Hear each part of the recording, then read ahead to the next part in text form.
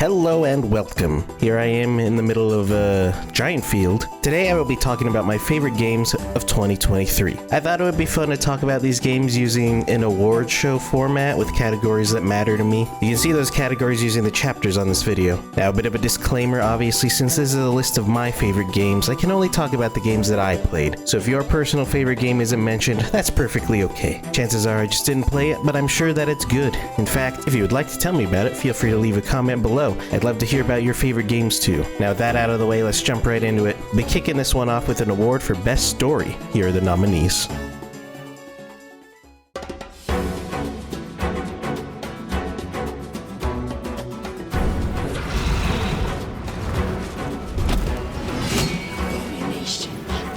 This is your end. Geppetto's puppet. We need your help.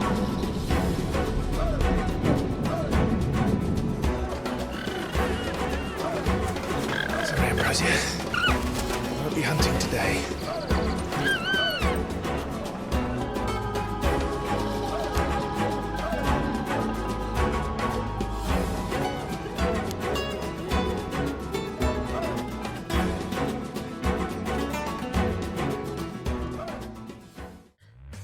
Story is something that keeps me invested in a game more than almost anything else. A lot of games will choose either focus on making a fun gameplay-fueled experience, or go so far into focusing on story that the gameplay element is nearly non-existent. When a game comes around that can do both gameplay and story well, games like Hades, Final Fantasy XIV, Undertale, Chrono Trigger, then that is when you have something special. Unfortunately, I don't think many games this year fall into that category. Most of the games this year were simply fun, and that's perfectly fine. But there's one game that focuses on story more than its other elements, and that has to be the winner of this category. The winner of the best story is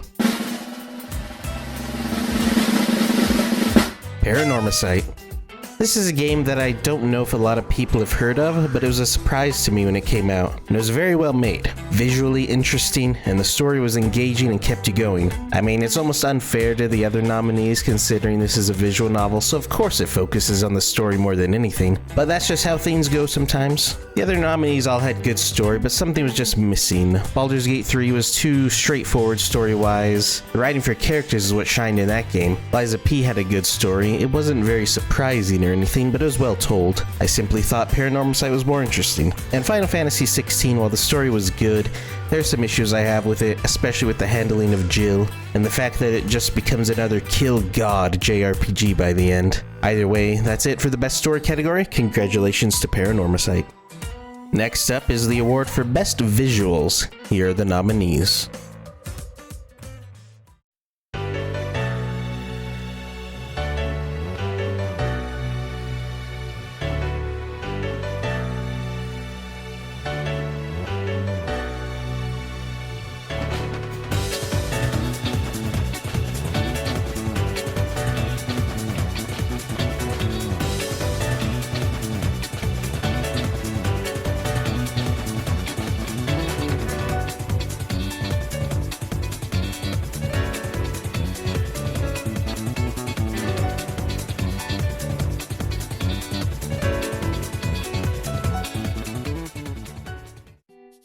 Graphics have certainly come a long way from the days of the arcade and the NES. With current tools, creators can be more expressive and create amazingly beautiful games with distinct art styles. Even if the fidelity of the graphics isn't top-notch, as long as you have a visually interesting style, the game will look amazing. But don't discount the power of pixel art either. It can look just as amazing and has just as much power to be expressive and distinct too. When it comes to visual art style, it's going to come down to personal preference. With that being said, the winner of the Best Visuals award is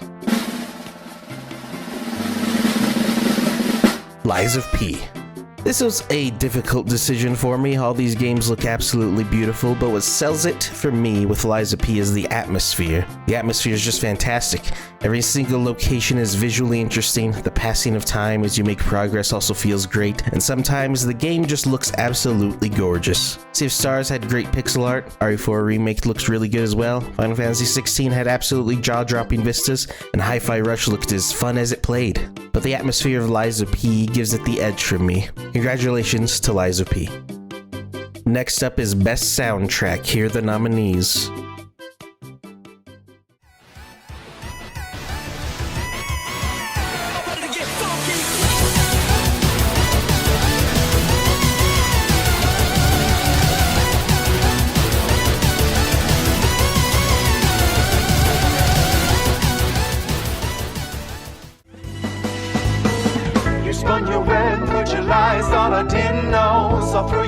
mask and you glow, cause I had to know. No more secrets, no disguise, putting on a show. You played your games, parlor magic, let your hand show. You can't get hurt by the things that you do.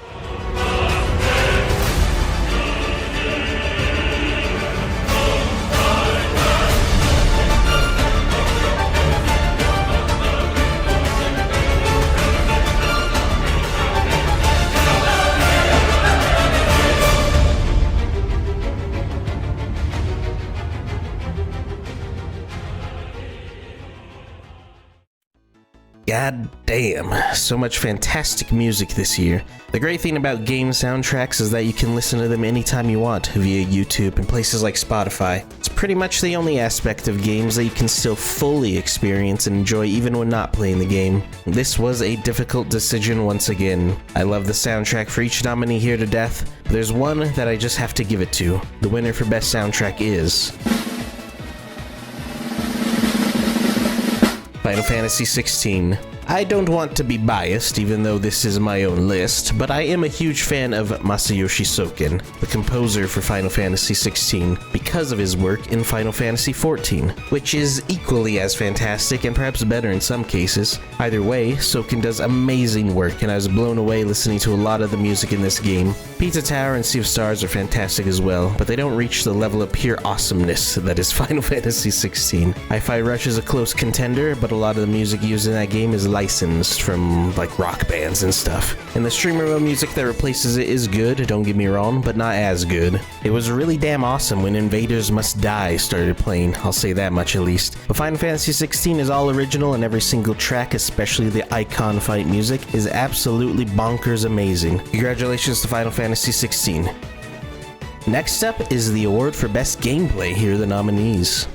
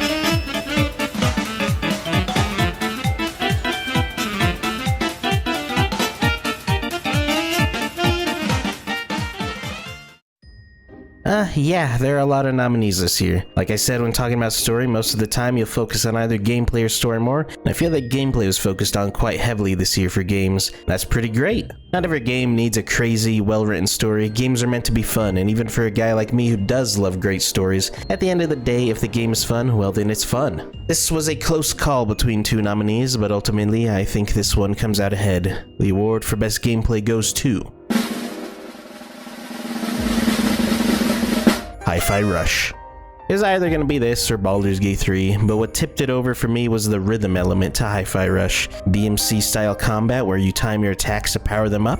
It was just fun as hell and felt so damn good to pull off. Baldur's Gate 3 was also a ton of fun, and I really enjoyed the class customization and all the interesting things you can do. I love how barbarians can throw people and other people as an attack. I love how you can get a bunch of barrels and just blow up an entire goblin camp. Baldur's Gate 3 has a ton of freedom, but a lot of the time I just use my best ability and call it a day. It's definitely a game I'd like to experiment with a bit more on a second playthrough. The other games, exploring in Sea of Stars and just moving around is fun, and the combat is reminiscent of the Mario and Luigi games, but usually you're just using Moonerang over and over, but it's still enjoyable. Pizza Tower is tight and fast-paced, and getting really good at it feels really good. Fire Emblem Engage, for all its problems like bland characters and bad story, it managed to be really fun to play. The maps are pretty well made, and it's really cool that you can do paralogs for your emblems and play on maps from the old games. The break system is pretty interesting to play around and gives the player more power, which makes playing on harder difficulties more fun and fulfilling. The Emblem Rings give impactful abilities, and mixing and matching them with your characters to find out what works is really fun too. Mario is Mario. It's always going to be fun to run through Mario levels, and the Wonder Sea just adds another layer. A lot of the levels in Mario Wonder are really fun and memorable. If there's one complaint to be made, it's that the bosses are pretty easy, but well, it's Mario, so who cares? And of course Zelda. For all my problems with the game, the raw gameplay experience of running around and exploring was still damn fun. Ultra Hand and Zone Eye devices are a delight to play around with, and there are just so many cool builds out there. So many good games this year regarding gameplay. I give it to Hi-Fi Rush because I had a smile on my face the whole time playing, but any of these games could have easily won. They're all so damn fun, and I recommend all of them, even if just for the gameplay alone. Congratulations to Hi-Fi Rush. Before we move on to the next award, I want to spare a moment for some honorable mentions. These are games that aren't nominated for any category, but I still enjoyed them nonetheless and think they are great games. Those games are Street Fighter 6, SpongeBob the Cosmic Shake, Honkai Star Rail, and Master Detective Archives Rain Code. There's no winner here, I just wanted to mention them because they were fun, and if they look even slightly interesting to you, I do recommend giving them a shot. Next up is an interesting award. This year had a lot of great games, that much is obvious, but where there is a light, there is shadow. And this year had some real atrocious stinkers too. You're probably not going to see this award at any actual game shows, but I want to dedicate an award to the garbage that the gaming industry produced this year. Here are your nominees for the biggest piece of crap award.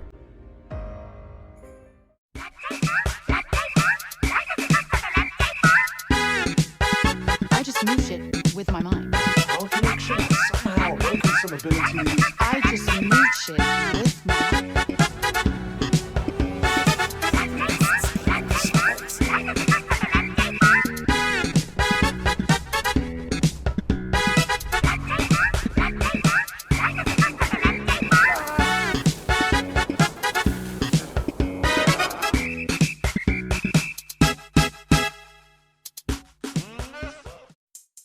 I can only give my sympathy to anyone unfortunate enough to have to play these games. Even though all these games are trash, there's one that is so atrociously bad that no aspect of it is even slightly redeemable. The winner of the biggest piece of crap award is...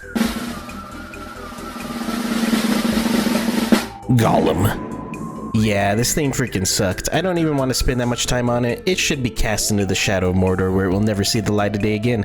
This game was dog shit. Moving on. The next award is a special little one. A lot of actual game award shows have this category, and it's one that has to be made with optimism in your heart. This is the most anticipated Game of 2024 award. And of course, since this is my award show, it will be extremely biased. Let me know down in the comments what upcoming game you're looking forward to the most. Here are my nominees.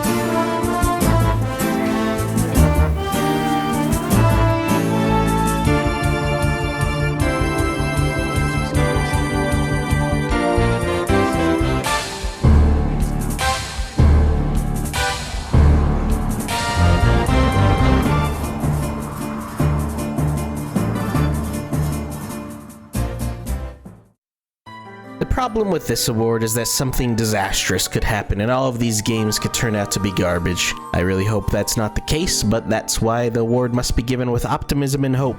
The winner of the Most Anticipated Game of 2024 award is... Unicorn Overlord. Now this is a game with, quite frankly, a bizarre title when you look at it, but it's a Vanillaware game, and after 13 Sentinels I have nothing but confidence that Vanillaware will make a great game. It looks absolutely stunning. This is purely subjective, but Vanillaware's art style might be one of the most fantastic art styles I've ever seen in all of gaming and all of anything for that matter. It is drop dead gorgeous and it has a vibe that's hard to put into words. I have nothing but high expectations for this game. All the other nominees I'm looking forward to as well, and have no doubts that they will be fantastic. You may think that with Final Fantasy XIV being one of my favorite games ever, I would be most hyped for the Dawn Trail expansion, and I certainly am, and I can't wait to try out the new Viper job and whatever the new caster job is. But at the end of the day, I've experienced Final Fantasy XIV already, and I don't anticipate this expansion being better than Shadowbringers, I can tell you that much. I am extremely hyped for it, but it's something I'm familiar with, while Unicorn Overlord is a completely new experience that I can't wait to unravel for the first time. You know what I mean? Anyway, that's my pick for the most anticipated game of 2024. Next up are the two categories that I know everyone's been waiting for. This is the best waifu and the best husbando category. What makes a character the best waifu and the best husbando for me? It's not just all about looks, although that does certainly play a role. A truly excellent waifu or husbando will not only have great looks, but great writing and an interesting personality.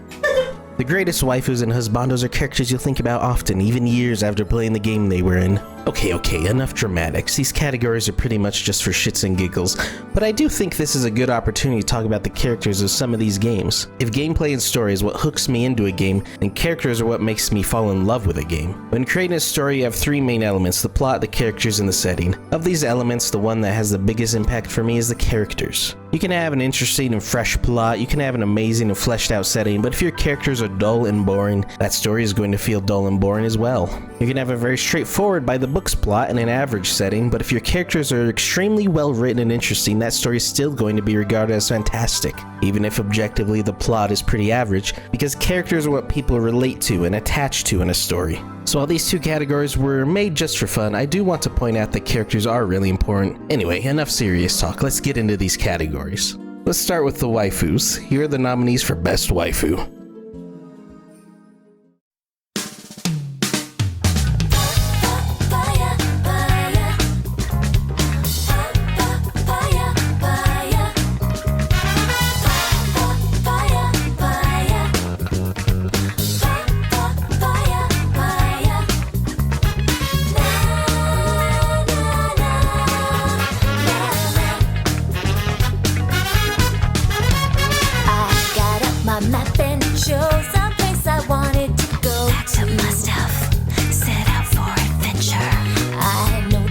Lucky colors that cool shade. I don't mind painting myself blue for you. I guess I'm so easy to understand. I just do whatever. Ooh la la, those are some spicy mamacitas, eh?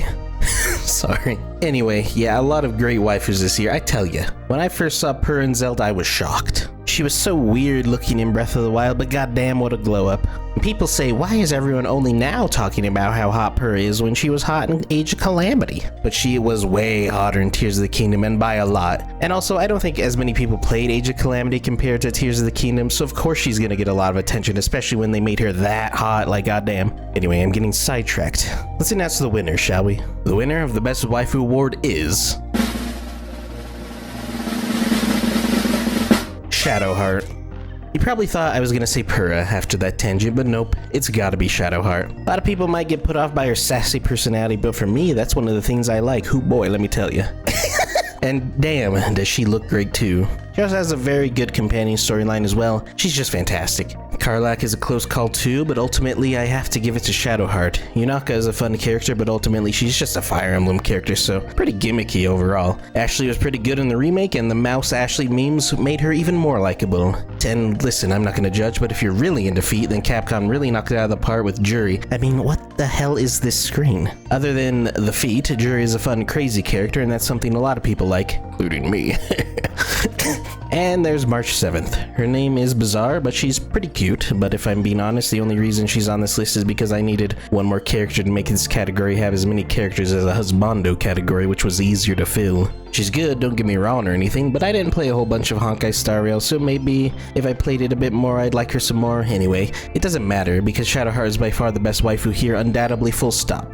Nobody came closer this year when you take into account not only the looks, but the writing and the personality. Congratulations, Shadowheart. Next up is the Best Husbando Award. Here are the nominees.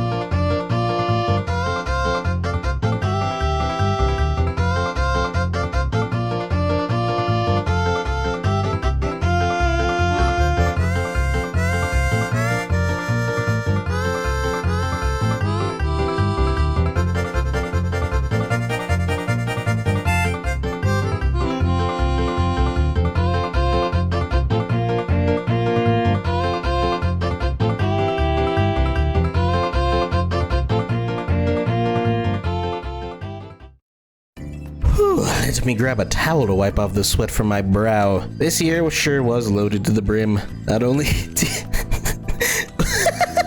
Why did I write this? Why did I write this? Not only do you have delicious femboys and twinks, but also tasty manly honks. But as with the waifus, there can only be one Best Husbando. The winner of the Best Husbando award is Asterion.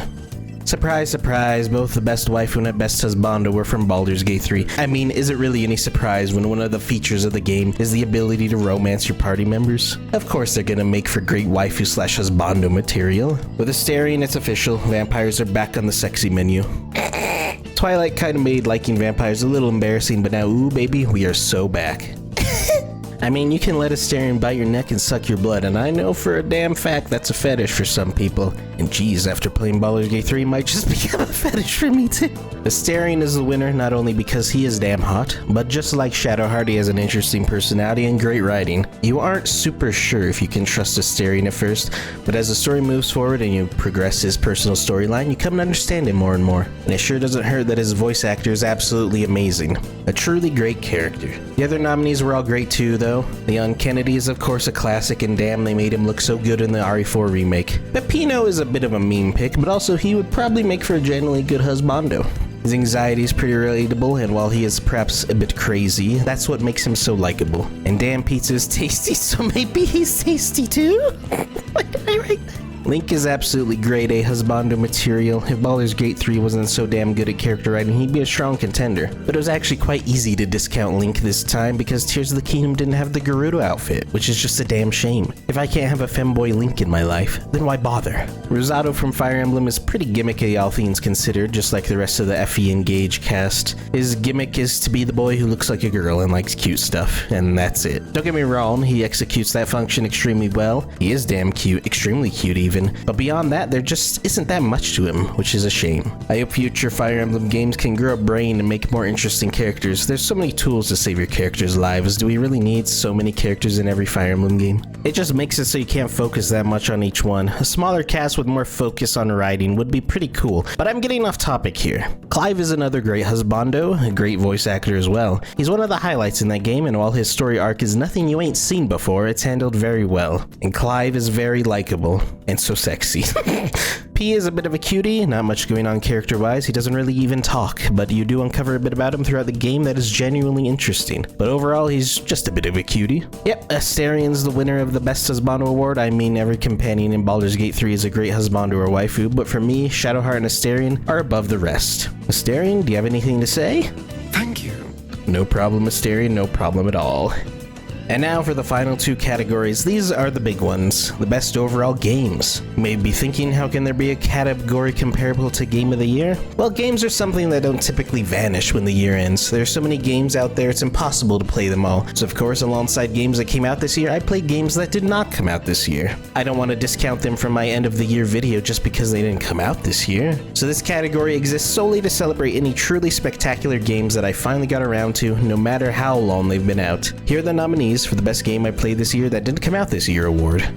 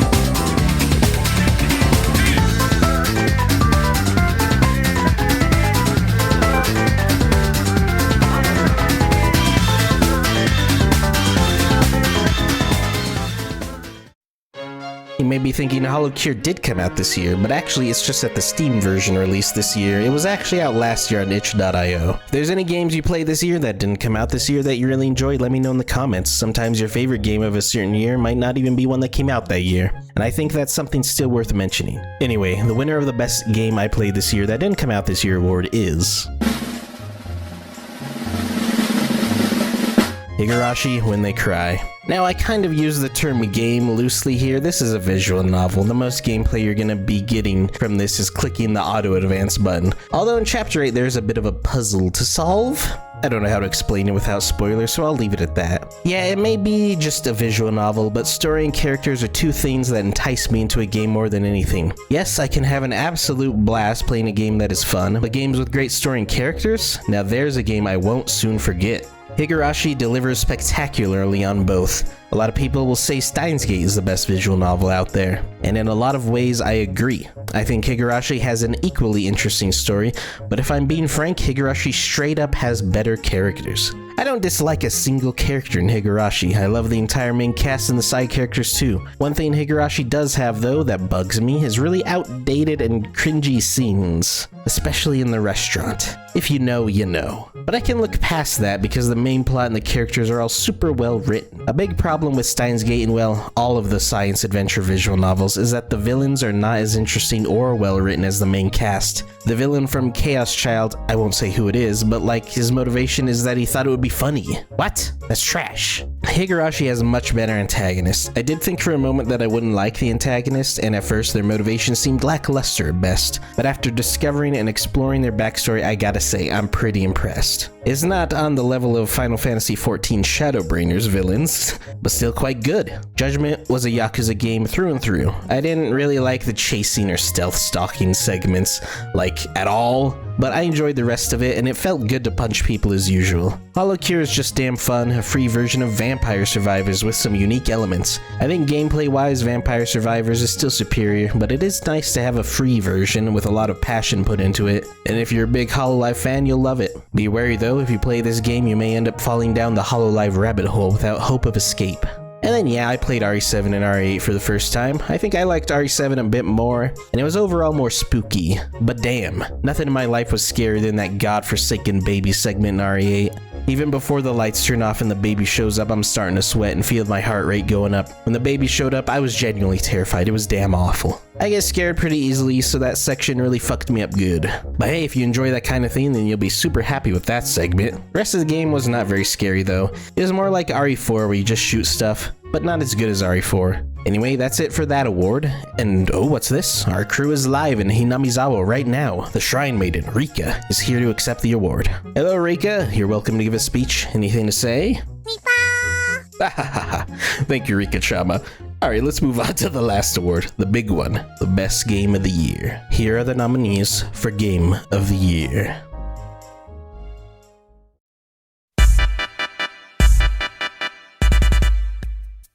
How would you feel about helping me kill some evil bastards?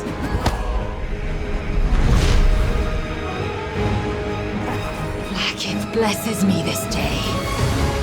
Together, we might survive. I'll enjoy watching you try. Vandalay Technologies isn't just coming for my arm. They're after all of us.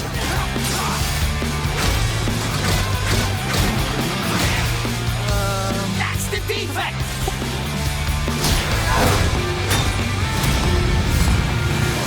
Won't you help me, son?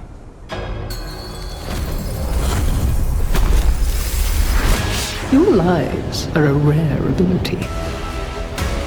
Geppetto's puppet, our only hope. Then come, Sancho Panza. Let us rescue the Princess Dulcinea. You gotta hurt yourself.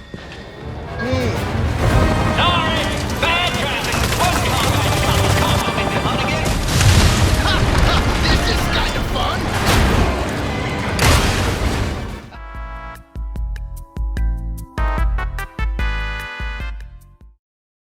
This year was loaded to the brim with amazing games. I could probably put more nominees in this category, but I think restricting it to 4 gives more meaning to these nominees. Undoubtedly, these 4 games were my top 4 favorite games from this year. If your favorite game wasn't on here, that's fine, since this is just my opinion. Let me know what your favorite game this year was down in the comments below. And now, time to announce the winner. The winner of the Game of the Year award is...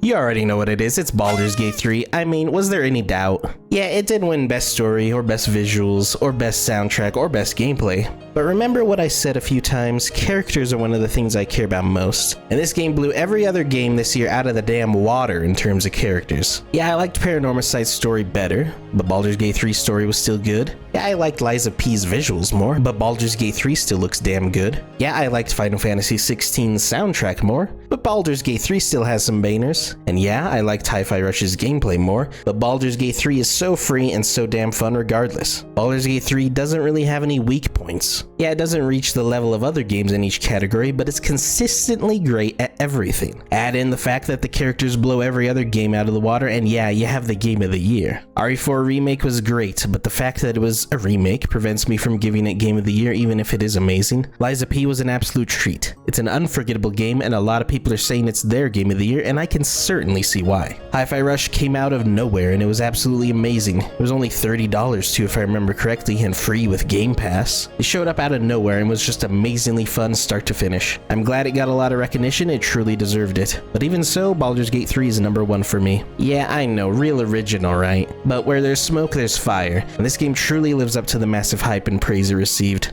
Thank you, Larian. And with that, that's the video. I hope you enjoyed watching me talk about some games that I enjoyed. Like I said, feel free to talk about your favorite games in the comments. Next year looks like it'll be another great year, and I'm sure we'll get some surprises too, like how Hi-Fi Rush was a surprise. Anyway, I hope you enjoyed this video. See you next year. Thank you for watching, and goodbye.